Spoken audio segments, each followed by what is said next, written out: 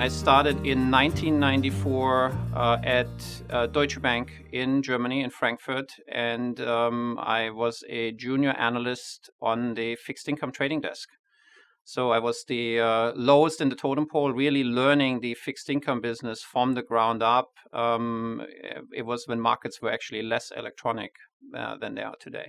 Starting very early on in fixed income, in electronic trading was something that I think was the best decision I ever made. If you go back to the mid 90s, fixed income wasn't really an electronic market.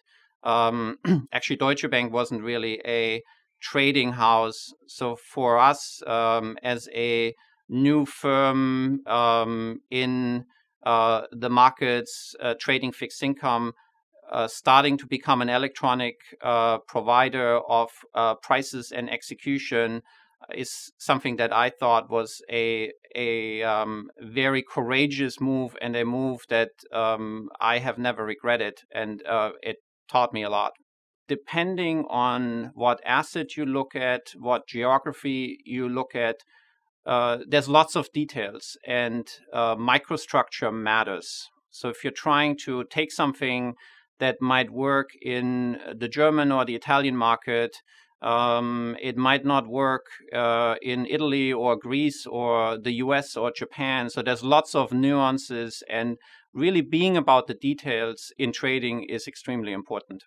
It's really not just about trading, but trading is on the one side about the execution of the asset you're trading, but it's also about all the workflows around it. So just executing and having a trade done without really thinking about how your whole workflow needs to function on the trading desk, how your trade flows all the way through, having SDP and thinking about the back office is really crucially important. Volatility, can teach you interesting lessons. As I very early on started using systems for trading, you don't really get to test your systems with volumes and really the data rates that a volatility spike might throw at you. So I had an interesting experience where we had built a system, it worked great, and we were making markets in fixed income. And then we had a trading day that threw all the volumes off. Volumes quadrupled actually on that day. And we had massive issues with our systems because they couldn't handle the volumes there the way they were designed. A lot of the spikes you saw were on the equity side of the market. I was in fixed income, but there was really not a significant impact, on the trading side in fixed income that I remember. The markets were obviously very volatile, but from a trading perspective, we saw more of a flight into safe havens like European government bonds at the time. So volumes were definitely up. The worst thing that you can really do from my perspective is really fluster and not stay focused on what you need to do. So really keeping your mind on the things that are important in that moment is crucial.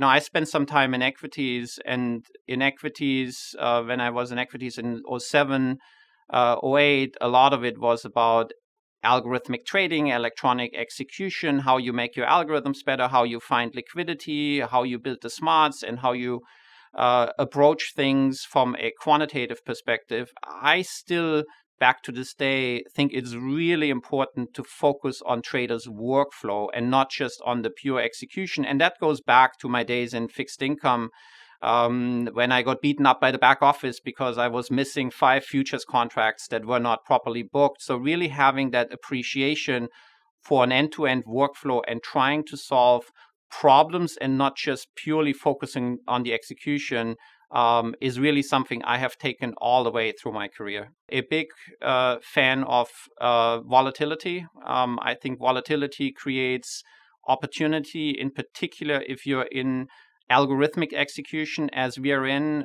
It gives you lots of signals to trade. If you're in a flat market, you don't have a lot of volatility. It's much harder to really do smart order placement because you're really missing information that the market is giving you in a higher volatile environment. I learned a lot of lessons by using technology. One of the things that I think my team and I did wrong back in the day was we were always looking for the best new technology. And I learned over the years that that's not always the best approach. In particular, if you're dealing with production systems, really waiting till technology matures and using things once they're ready to go is something that I didn't appreciate back then. So we made our fair share of mistakes using things that were too new and looked great in the beginning, but then we had some issues that we didn't anticipate in the beginning.